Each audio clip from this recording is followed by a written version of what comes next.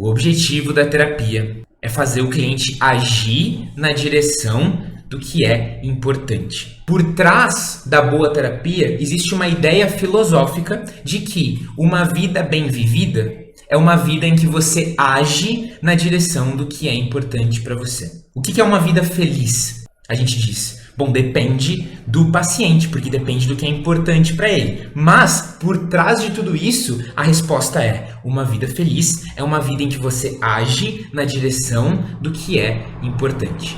Agir na direção do que importa também envolve você ter objetivos. Afinal, vamos ser sinceros, a pessoa entrou na terapia porque ela queria alguma coisa. A pessoa está com depressão, ela chega na terapia e ela diz, eu estou com sintomas de depressão, eu quero parar de sentir a depressão, eu quero me curar da depressão. A pessoa que tem ansiedade, ela chega para você e ela diz, eu sou uma pessoa muito ansiosa, eu tenho crises de ansiedade, e eu sou muito preocupada e eu tô dormindo mal. E eu queria que a terapia me ajudasse com isso. A pessoa chega pra você e ela diz, a minha relação com o meu marido tá muito ruim, eu sou muito ciumenta, eu sou muito brigona. O que essas três pessoas têm de comum? O jeito como elas falaram pra você do que elas esperam na terapia?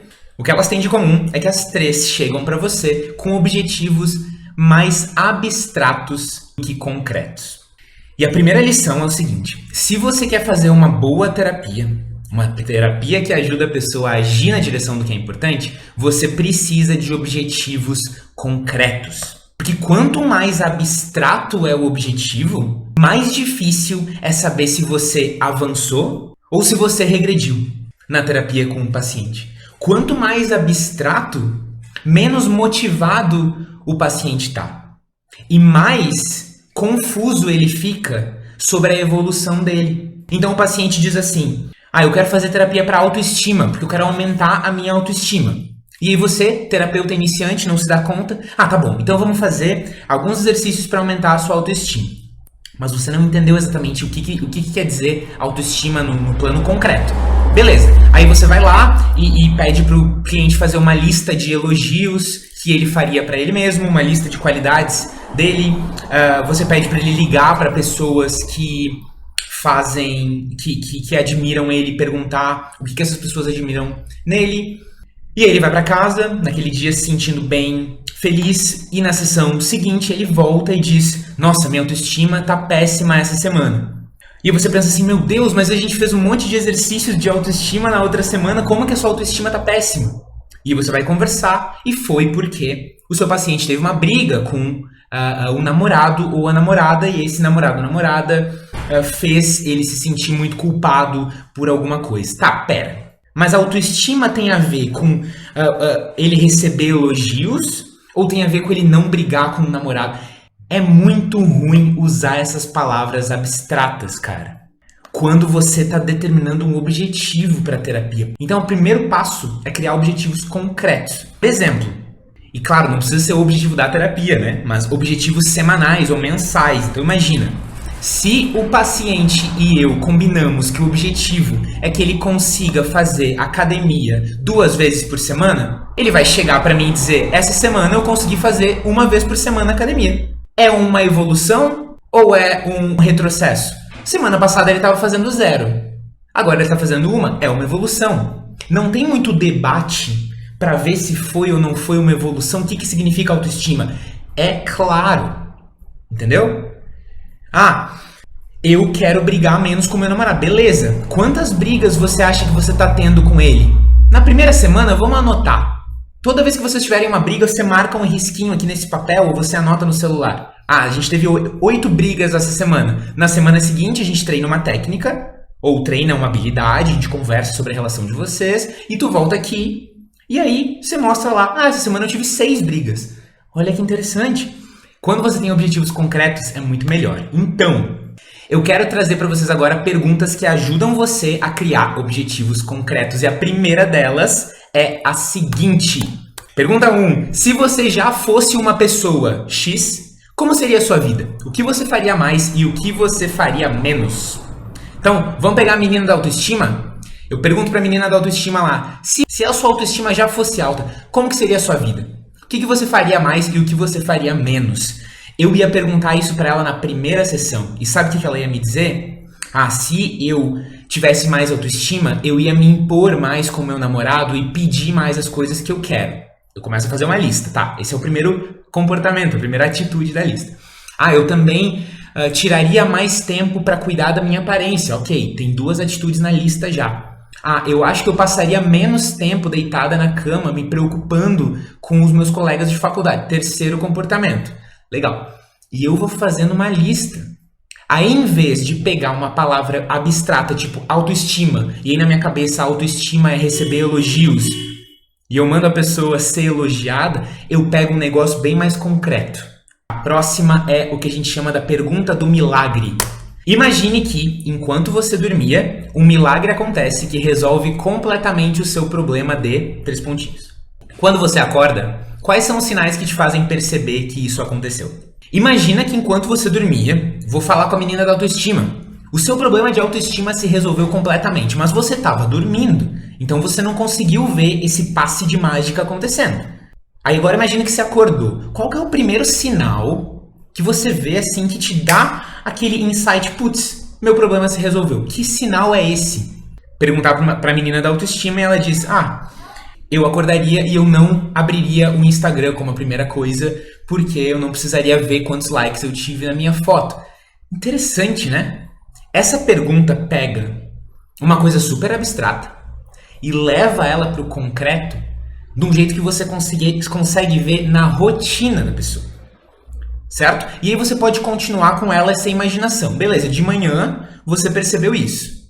Tá. Aí você foi para a aula. Na aula, como é que você percebeu que esse problema já não te afetava mais? O que você percebeu na aula? Eu percebi que toda vez que eu tinha vontade de perguntar uma dúvida, eu já levantava a mão imediatamente. Porque eu não ficava me auto-sabotando, dizendo que eu não ia saber o que perguntar.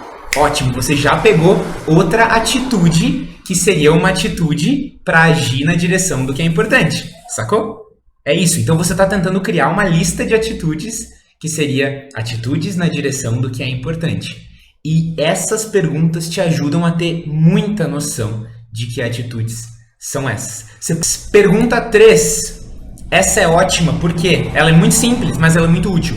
O que acontece é que você vai tentar fazer essas perguntas com as pessoas e muitos clientes, eles vão responder com eu não pontinhos, tá? Então eu pergunto para a pessoa, você tem um problema de raiva, né? E de convivência com a sua família. Como que você perceberia nessa história do milagre? Como você perceberia que não tem mais problema? Porque eu ia acordar e eu não ia brigar com a minha mãe. Ok.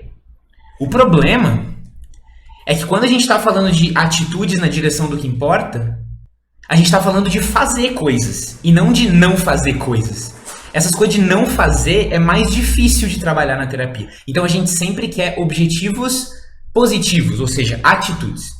Ou seja, se a pessoa diz, eu não brigaria com a minha mãe como a primeira coisa do meu dia, o que eu pergunto para ela? Tá, beleza, você não brigaria. O que você faria ao invés de brigar? Ou seja, em vez de brigar com sua mãe, qual seria o seu comportamento? A pessoa diria, eu daria bom dia para minha mãe e faria o café da manhã para ela. Ótimo, aí você já chegou em mais uma atitude na direção do que é importante. Ótimo, perfeito, vamos seguindo. Outro problema que vai surgir é que mesmo que você saiba o que é importante para o seu paciente e quais seriam atitudes na direção disso que é importante, talvez você não saiba por onde começar o tratamento. E aí eu separei mais algumas perguntas que te ajudam, primeiro, a entender onde o paciente está. Porque, né, se você vai... Digamos, você quer chegar em algum lugar. Você é o capitão de um barco e você quer chegar numa praia, tá? Qual que é o primeiro passo para você ir em direção àquela praia? É saber onde você tá, né? Porque se você já estiver do lado da praia, você só precisa andar um pouquinho. Se você tiver passado a praia, você tem que dar ré com o barco. Eu acho que não existe ré com o barco, mas você tem que virar o barco, né? Então o primeiro passo é saber onde você tá. E o segundo é qual é a primeira atitude que você vai fazer para ir aonde você quer chegar, ok? Então vamos lá. Primeira pergunta super útil, que é a pergunta 4. Se 0, a gente vai usar números, porque número é muito bom para você medir a evolução. Se 0 for a sua pior experiência com esse problema e 10 for o dia do milagre, aquele dia que a gente fez a imaginação ali, onde é que você está agora? Se 0 for aquela autoestima péssima, pior dia da sua vida em relação à autoestima, e 10 for aquele que a gente imaginou agora, na dinâmica do milagre, onde é que você está agora? Talvez a pessoa diga pra você, eu tô no 3, 4, no 5, e olha que magnífico. Você pegou um negócio mega abstrato, que você nem sabia direito como trabalhar, e agora você já sabe até em quantos % daquele negócio você tá.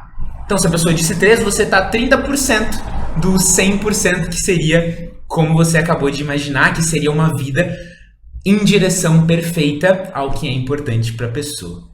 Agora, hoje, o que precisaria acontecer para você ir do número X, esse que você acabou de falar, para um ponto acima?